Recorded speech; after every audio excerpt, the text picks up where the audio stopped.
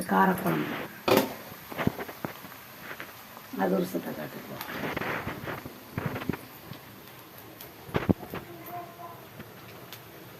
காரக்குழம்பு காட்டு.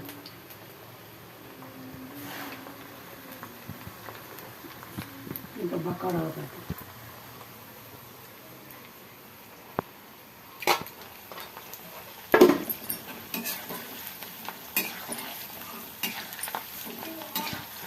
Chicken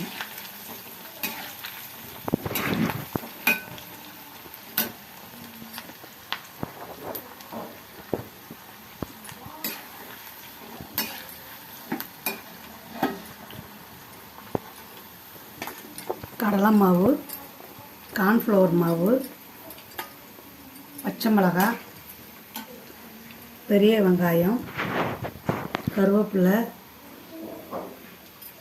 chilli Flair, மிளகாய்த்தூள், உப்பு, தேவையான அளவு உப்பு எல்லாம் போட்டு எல்லாம் மாவோடு கிளறிட்டு லைட்டாக தண்ணி தெளித்து இப்படி உதிரி உதிரியாக வைத்துக்கொள்ள வேண்டும். பின்பு எண்ணெய் நல்லா காய்ந்ததும்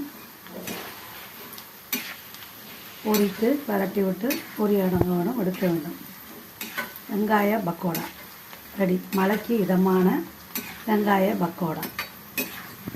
வீட்டில் அதிரசம், வெங்காய பக்கோடா, காரக்குழம்பு, மிளகு குழம்பு வைத்திருக்கு.